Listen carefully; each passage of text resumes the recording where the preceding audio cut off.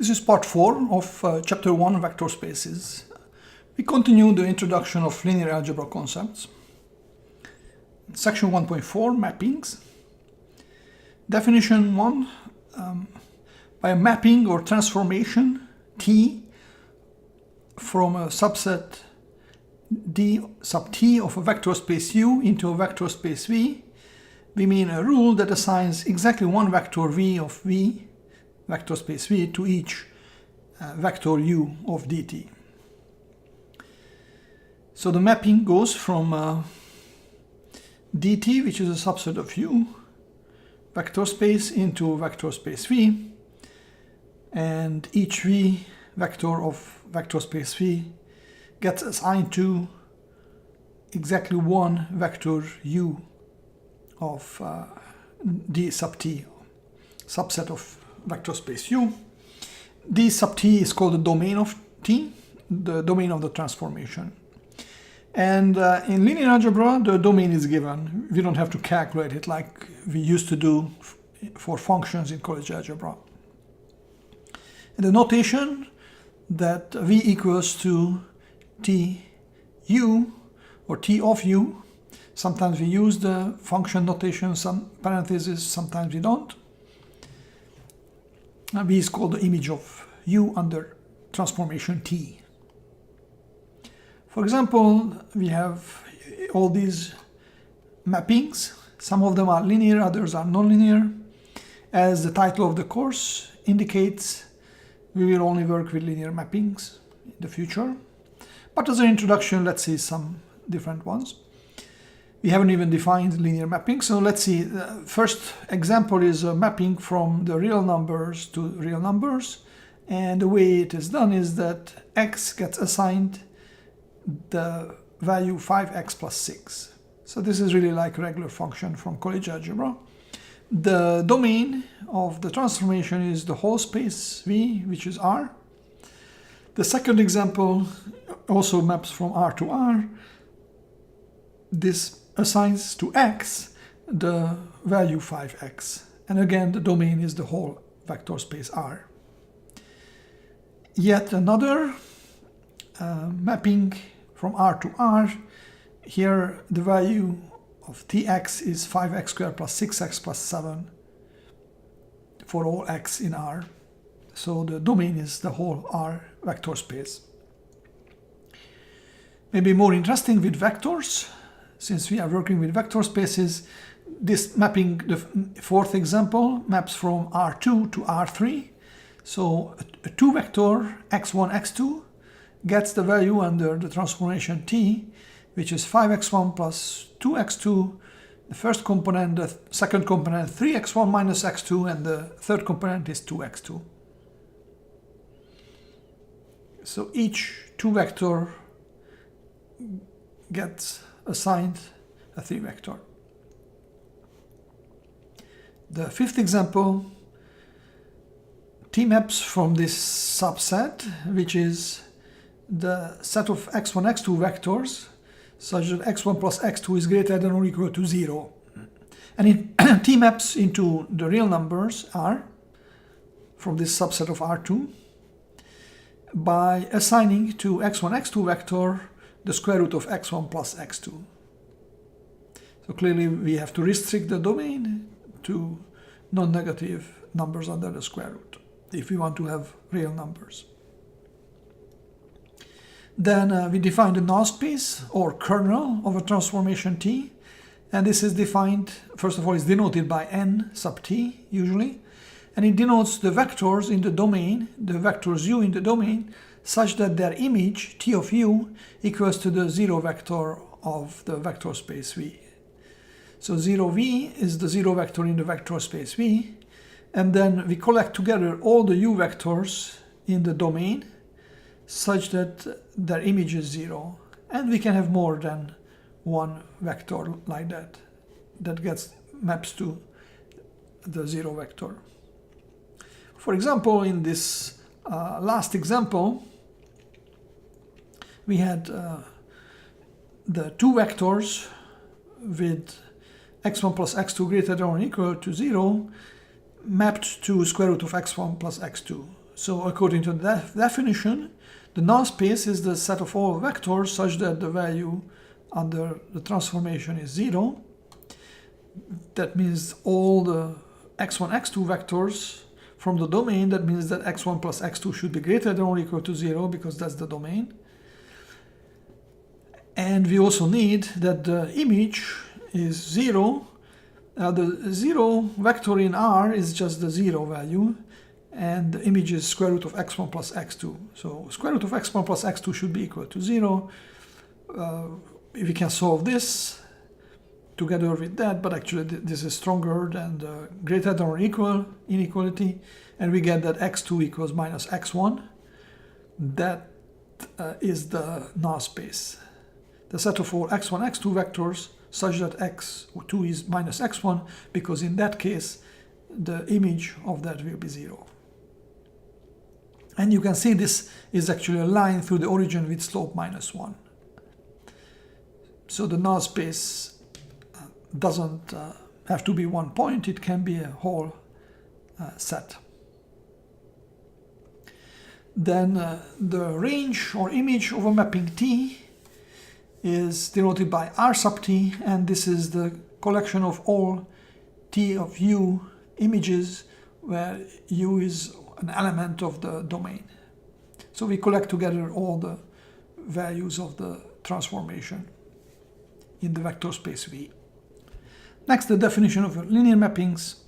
A mapping T from a vector space U over scalars F into a vector space V over the same scalar field F is said to be a linear mapping or a linear transformation if for every choice of UV vectors from U and alpha scalar, the following two conditions are met. T of U plus V is TU plus TV, and T of alpha times U is alpha times TU. It turns out that in these previous examples, T is linear only in cases 2 and 4. So while this looks like a linear function, but because of the plus 6, this is actually not linear. Only 2 is linear, and 4. Examples 2 and 4 are linear. We have that if T is a linear mapping from a vector space U over F into a vector space V over F, then the null space is a subspace of U, and the range is a subspace of V. So it's relatively easy to prove this using the subspace properties that we used before.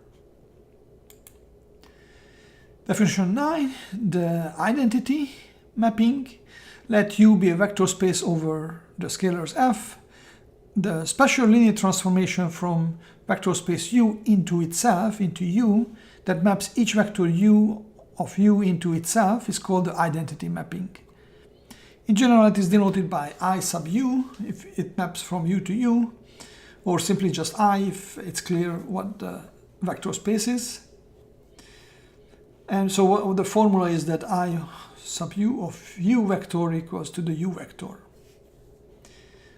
And for example, if the vector space U is Fn vector space of scalars and vectors, then it is easy to see that the identity map that maps from Fn to Fn, which is originally denoted by I sub Fn x, and that just equals to In x, where In is the identity matrix. So transformations are related to matrix multiplications actually in general. Linear transformations have their own matrix.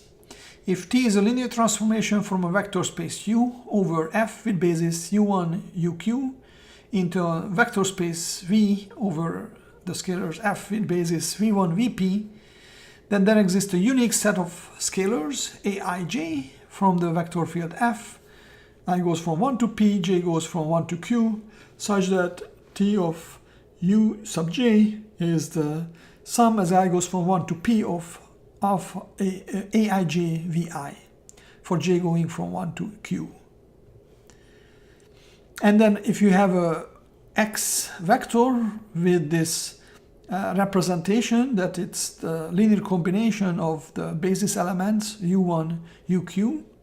So that means that it's the sum as j goes from 1 to q of some xj scalars with multiplied with basis vectors uj. We call this the representation of x in the basis u1, uq, and it's denoted by actually just with the coefficients x1, xq. It's supposed to be a column vector, so we write it as a row vector and we transpose it.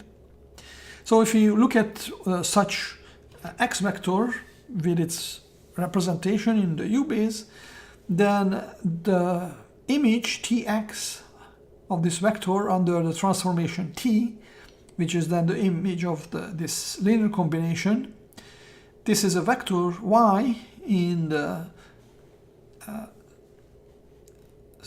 space spanned by v1, vp. So it has some linear combination, the expansion or representation of it in the v basis. That means some yi scalars multiplying the vi basis vectors and added up from I going from 1 to p. So this is the case if and only if the A matrix with elements aij multiplying x vector equals to the y vector. So usually this y vector is called the representation of y in the basis v1, vp, where we just write down the components y1, yp, these scalar multipliers of the basis vectors. And then the matrix A is called the matrix representation of the mapping T from U to V in basis U1, UQ of U and V1, VP of V. Usually we use the standard basis when we have linear mappings from the Q vectors of scalars to the P vectors of scalars.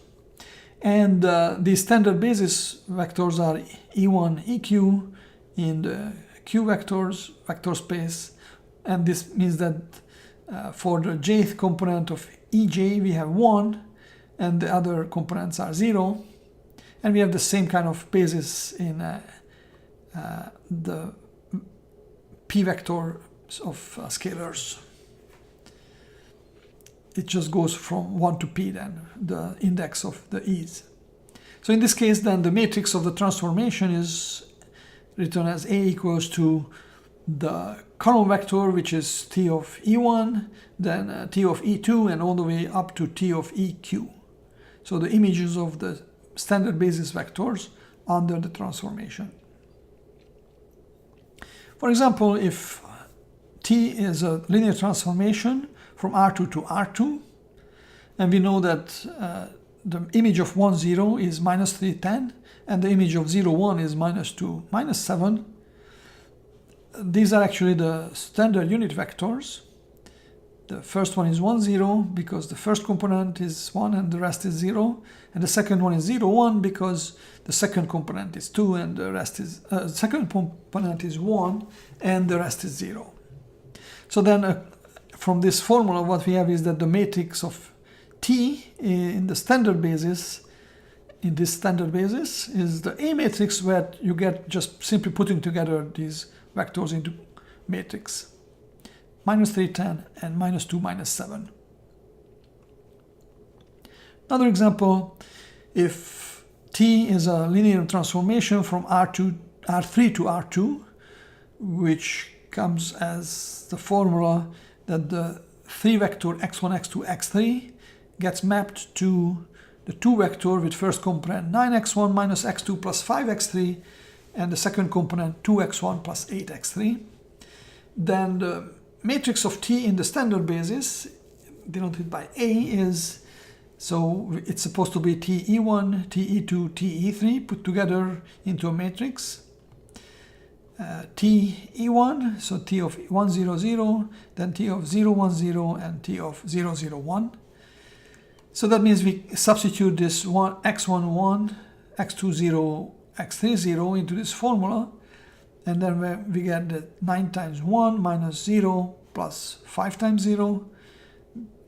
The second component is 2 times 1 plus 8 times 0. This is the first column. The second column, T of 0, 1, 0, which means the first component here is 9 times 0 minus 1 plus 5 times 0. And the second component, when you substitute x1 0 and x3 0, you get 2 times 0 plus 8 times 0. The third component, or the third column of the matrix, is T of E3. In E3 we have x1 0, x2 0, x3 1. So we plug this into the formula. We get 9 times 0 minus 0 plus 5 times 1. And for the second component, 2 times 0 plus 8 times 1. And then once we calculate this, we get the 2 by 3 matrix, 9 minus 1, 5, 2, 0, 8. The idea is then that this matrix can be used as multiplication to calculate the image of T. Another example, if we have T mapping from the complex numbers to the complex vector, which is a vector space. This is a linear transformation, and the image of complex number z under T is given as 5 plus 9i times z. Then the matrix of T in the standard basis 1i of the complex plane is, so we have to put together into a matrix T1 and Ti. So T1, the formula is that you multiply 1 by 5 plus 9i, and then T of I is that you multiply 5 plus 9i with I. We do this multiplication. The first one is just 5 plus 9i. The second one is from multiplying I with I, you get minus 1. So we get minus 9 plus 5i. And then we have to write this in the basis 1i. That means the first column, from 5 plus 9i, we have to write in this basis 1i. The first component is 5, and the second component is 9. And similarly for the second column, we have that minus 9 is the first entry, and 5 is the second entry in this column. And finally, the perhaps most abstract example for a linear transformation. This is from P3 to R, where P3 is the vector space of degree 3 or less polynomials with real coefficients and variable with standard basis 1x, x squared, and x cubed. So degree 3 or less polynomials. And the linear transformation, so this is polynomial, so that's a function really, let's say that function of t. And we have that the image of a polynomial under the transformation is we just integrate it from -3 to 7.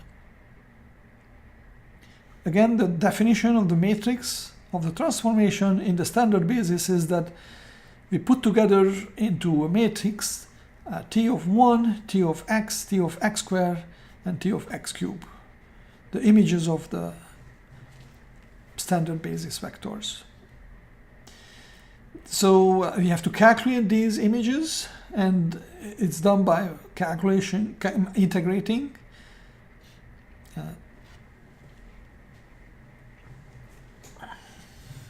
So from -3 to 7, we integrate 1, we get 10.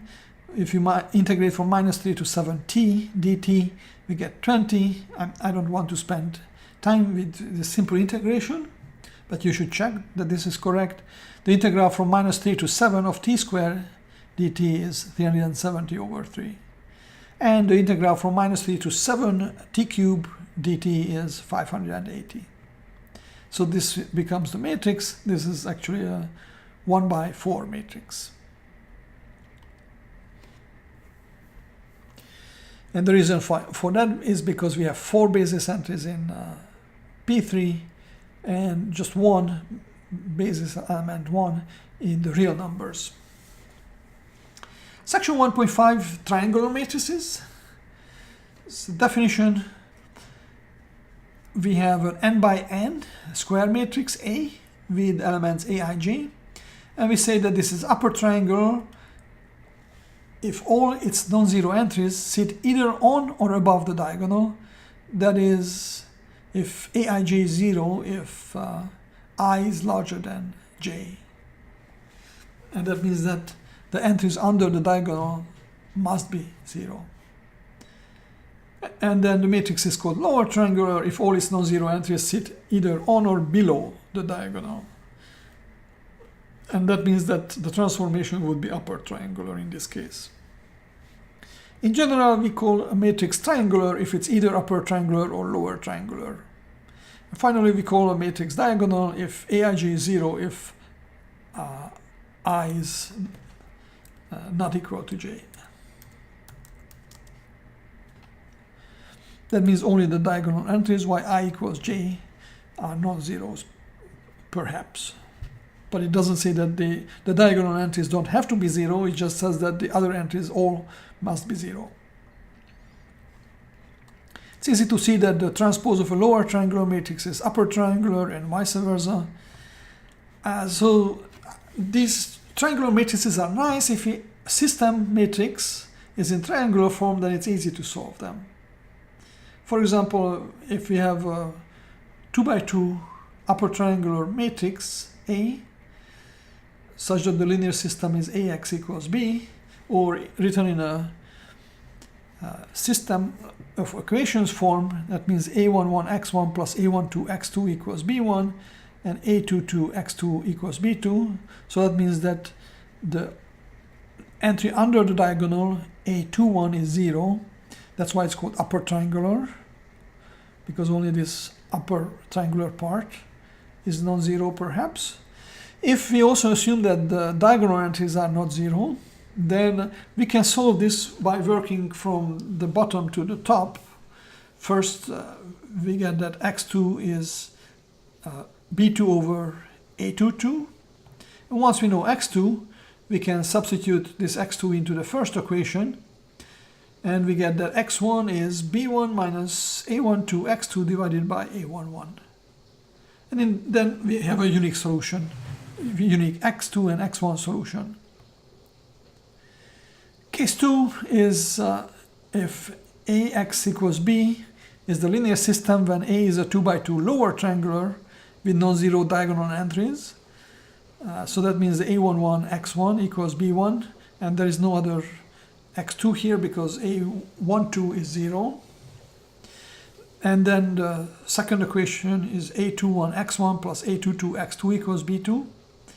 Then we can work this out from the top to the bottom. x1 is b1 over a11 if the diagonal entries are not 0, so a11 shouldn't be 0, a22 shouldn't be 0. Then it makes sense to divide by a11.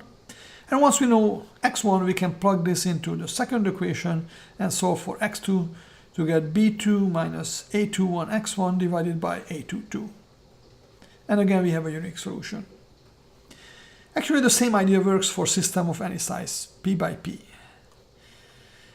Also, if we replace the right-hand side vector b with the standard unit vectors ag, ej, where j goes from 1 to p, and then if we solve the linear systems, a times xj equals ej, for j going from 1 to p. So actually we are solving p linear systems altogether. Then once we have this solution xj and we put them together as x1, x2, xp into a matrix, because these are column vectors, and when you multiply it by a, then we can multiply column by column, ax1, ax2, axp, and then that means that we get here e1, e2, and ep standard unit vectors. But when you put together the standard unit vectors, actually what you get is the identity matrix ip. And that means then that this x vector that we get, actually it's an x matrix that we get by putting together x1, x2, xp vectors, is actually the right inverse of A. Since when we multiply from the right with it, we get the identity matrix. In order to get the left inverse of A, we can just use the transpose.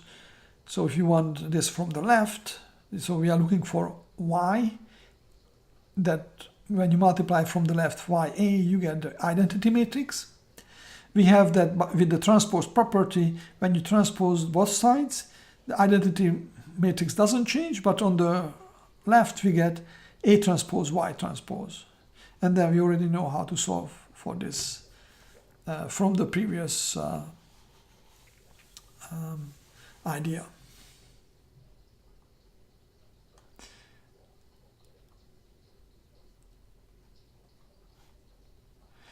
We have lemma 15 that says if A is a P by P triangular matrix, so this is important that we are working now with triangular matrices, then what we have is that A is invertible if and only if its diagonal entries are non-zero. This is not true in general, that all the diagonal entries have to be non-zero for the A matrix to be invertible, but if it's triangular matrix, then the diagonal entries shouldn't be zero. Moreover, if A is an invertible triangular matrix, then what we have is that A is upper triangular if and only if its inverse is upper triangular, and A is lower triangular if and only if the inverse is lower triangular. And the proof goes, first of all, that we don't have to do both cases, the upper triangular and the lower triangular part, because we have that A is lower triangular if and only if A transpose is upper triangular, and then since what we have is that the transpose of the inverse is the inverse of the transpose, it means that it's enough to prove the upper triangular case, and then the lower triangular case comes from the transpose.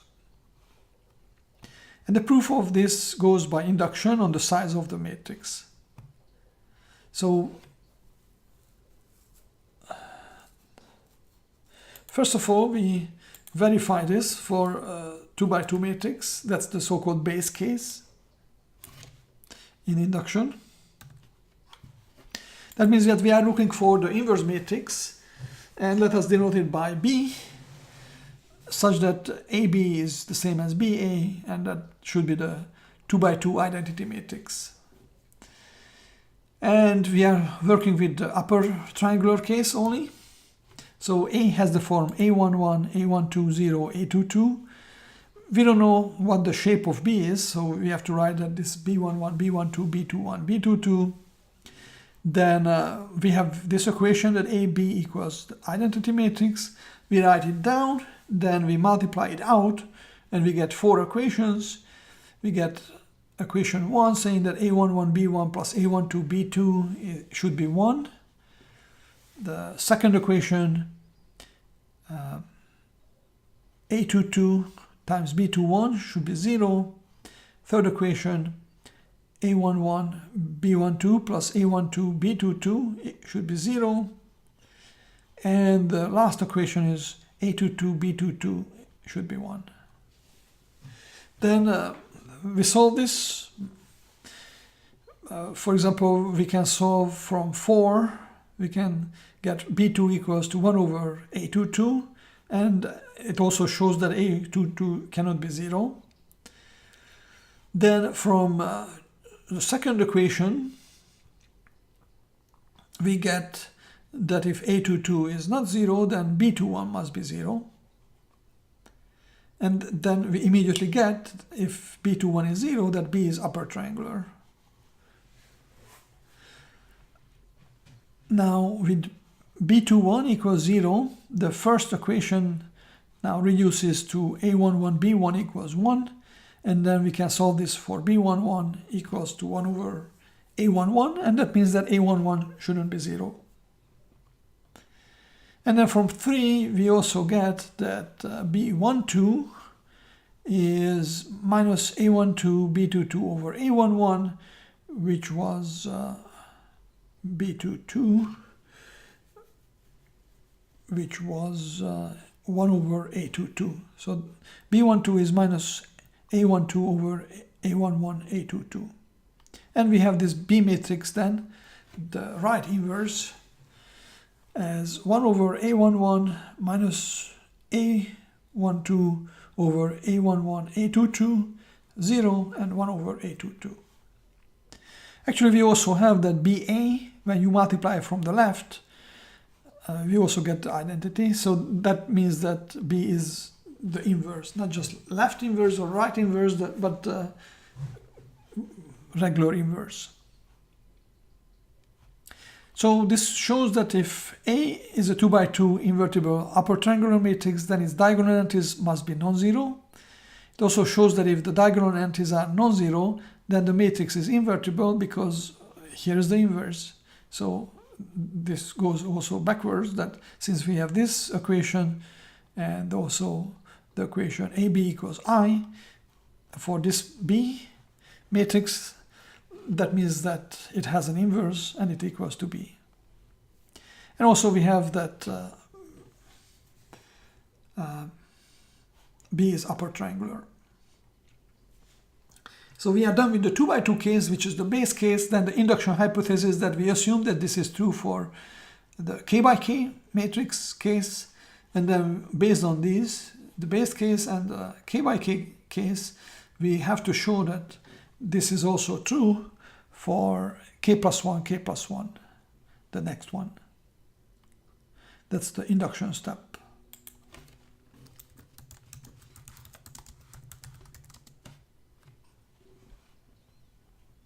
So let A be a K plus 1 by K plus 1 matrix, invertible, upper triangular.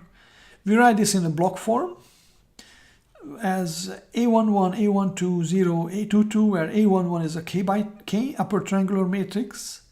If A is upper triangular, then A11 must be upper triangular. Then here A22 is just a 1 matrix, which is just a number, a scalar. And then A12 is K times 1 matrix, and 0 is this 1 by K vector, row vector. In order to use block multiplication with its inverse B,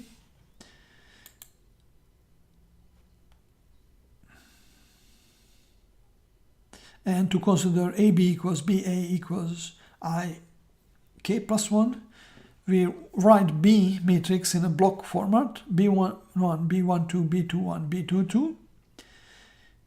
And if you check, actually these blocks have to have the same size as the sizes of the blocks in A. And then we calculate AB equals I K plus 1. So we plug in the form of A and the form of B, and we go through with the calculation block by block, and we write down that this is supposed to be the identity matrix, the first block, then this is supposed to be a 0 vector, and then in the lower right corner we're supposed to have 1. So this is the big IK plus 1 identity matrix written in a block format. So again, the sizes of B's have to match the sizes of A blocks. And then we write out these blocks. So what we have is that it's kind of similar to the 2 by 2 case. It's just that these are blocks now, not numbers, scalars. So writing out these blocks, we get A11, B1 plus A12, B21 equals the identity matrix of size K. A11, B12 plus A12, B22 is the 0 vector. A22, B21 is the 0 vector, and A22, B22 is 1. And then again, we get from 8, similarly to the 2 by 2 case, that A22 shouldn't be 0, and then B22 is 1 over A22. Then from 7, we have that B21 must be O0, because that's the only way to get from a multiplication of a scalar, actually, because A22 is a scalar. And then if you multiply the B21 vector component by component, and then it's 0. So the only way to do that is if all components of B21 is 0, are 0. Then from 5, we have that B21 is 0. That means all we're left with is A11, B1 equals I, the identity matrix of size K. And now, by induction hypothesis, since B11 is supposed to be the inverse of A11. A11 must have non-zero diagonal entries, and B11 is upper triangular, also according to the induction hypothesis, that the statement should hold for matrices of size K, and these are matrices of size K.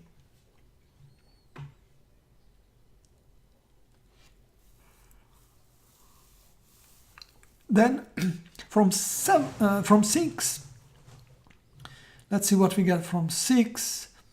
We can rearrange this. So A11 is supposed to be invertible. We get that B12 by multiplying from the left with the inverse of A11. And after taking this to the other side, we get minus A11 inverse A12 B22. So B22 is just 1 over A22. And this is a scalar, so we can bring it actually to the front. It's just minus 1 over A22 A11 inverse A12. So we have the whole B matrices then. The first component, where is the first component? Here it is. B11 is the inverse of A11, so A11 inverse. Then we have B12. We got that B21 is 0, and B22 is 1 over A22. And we already have that AB equals identity. That's how we calculated B. We also have to check that it's not just the right inverse, but also the left inverse of A. So we multiply from the left, the A matrix, and we do the calculation, and it turns out that yes, it is the identity matrix. And then this calculation shows that K plus 1 by K plus 1 matrix is an invertible upper triangular matrix. Then its diagonal entries must be non-zero. And then the calculation also showed that if the diagonal entries are non-zero, then the matrix is invertible, since this matrix B that we construct is the inverse of A actually. Note that we also see from 9 that B is upper triangular, since B11 is upper triangular, and there is 0 here. Section 1.6, block triangular matrices. Definition 16. Matrix A, which is n by n, matrix with block decomposition. A equals A11, A1K, AK1, AKK. So these are not entries now, these are blocks of matrices in a bigger matrix. And that means that Aij is actually Pi times Qj size matrix, as Ij goes from 1 to K. And then when you add together all the rows, so we get P1 plus P2 plus Pk, then it's the same as adding up all the columns here, so Q1 plus Q2 plus all the way up to Qk, and that's supposed to give you the size of the original matrix A, the big size, which is n. So this block decomposed matrix is called upper block triangular if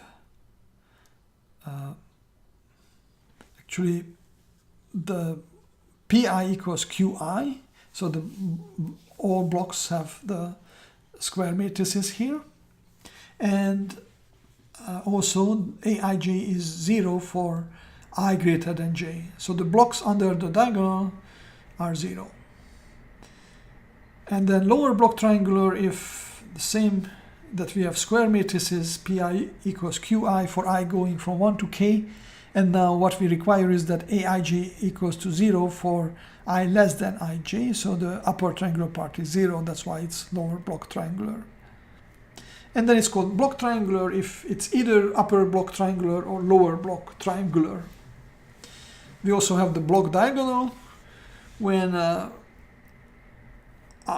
Aij matrix blocks are zeros if I is not j, so only the blocks on the diagonal are non-zero, possibly non-zero. Very important to note that the blocks Aii in the block triangular decomposition, they don't have to be triangular.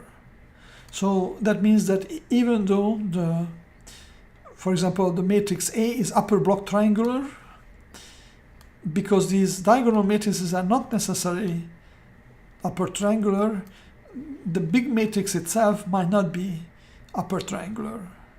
Only the box form upper triangular part, but the lower part of A11, AKK might go into the lower part of A.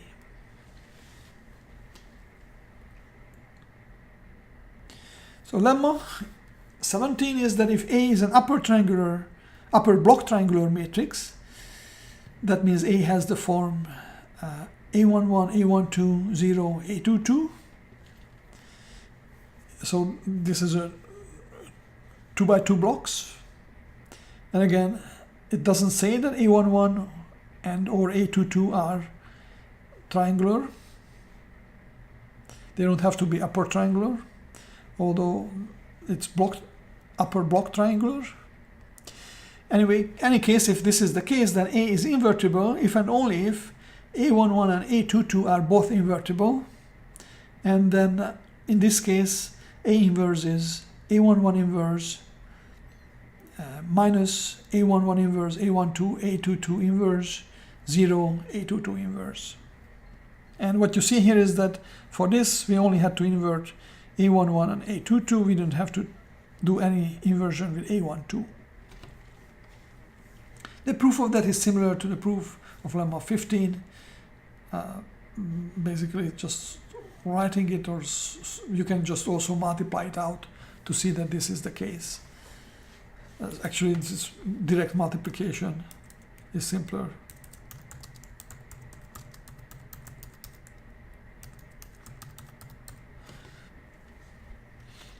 And the reason why this lemma is useful because A11 and A22 are smaller matrices. So their inverse can be calculated more easily and faster than directly the inverse of the whole big matrix. The idea is that we don't have to work with the 0 part at least, so, which might be completely unnecessary because it ends up with just a bunch of 0 multiplication. And a similar formula is there, of course, for lower block triangular matrices. Here is an example. Let's use this lemma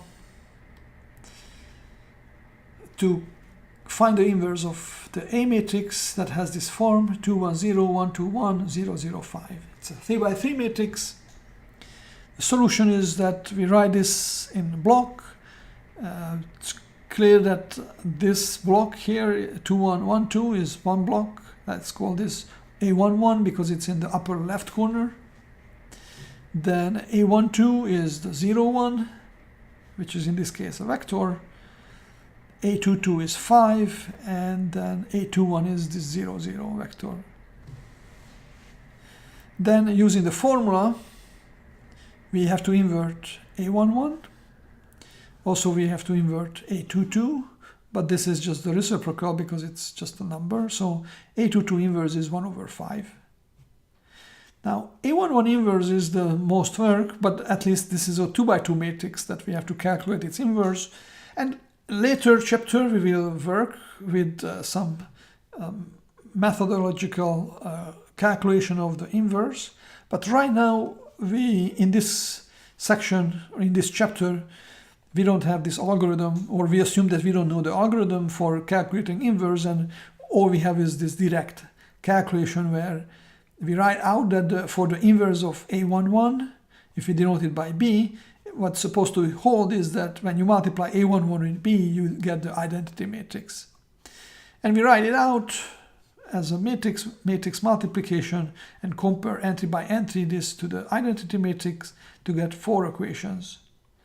And then we solve this equation, again, just by substitution and elimination, whatever way you can solve it. So 4 simultaneous systems of equations.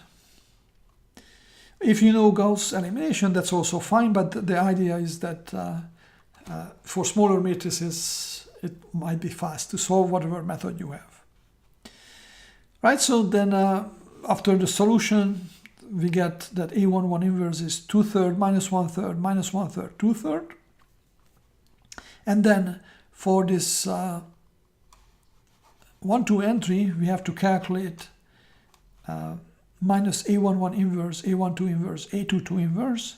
So this is minus this matrix times the 0, 1 vector times 1 over 5, and that ends up to be minus 1 over 15 and 2 over 15. Finally, we put together the inverse matrix A inverse from these blocks, and we get this matrix.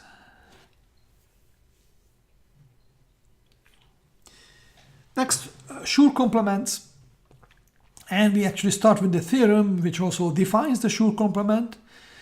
So if we have a E matrix put together from blocks A, B, C, D, 2 by 2 block of 4 matrices, and A is P by P, B is Q by P by Q, C is Q by P, D is Q by Q, to match the sizes, of course. Then what we have is that if A is invertible matrix, this block, then E can be factored in this format. We have the first factor as identity 0, B A inverse identity. Then in the middle we have A 0, 0, D minus C A inverse B. And on the right we have identity A inverse B 0 identity. This part here in the middle, in the lower right corner, D minus C A inverse B, this is referred to as the Schur complement of A with respect to E. It's kind of the complement, so this is a diagonal matrix. There is zeros everywhere except here A, and then kind of a complement of that opposing A, we have this other matrix. And this is coming from the factorization of the E matrix.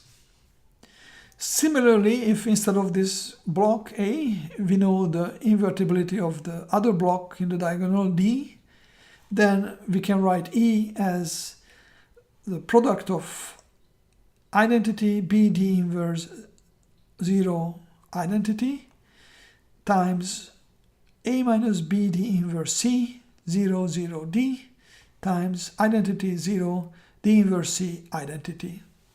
And in this case, this entry A minus B D inverse C is referred to as the Schur complement of D with respect to E. And the proof is simple, you just have to write it out. Note that this theorem is actually very useful, although it looks very technical, but the interesting structure of this, look at this. This is lower block triangular, this is block diagonal, and this is upper block triangular. And in this other case, this is upper block triangular, this is block diagonal, and lower block triangular. And that means that, as we have seen before, it's relatively simple to calculate the inverses of these, and that means that with this we could also calculate the inverse of E.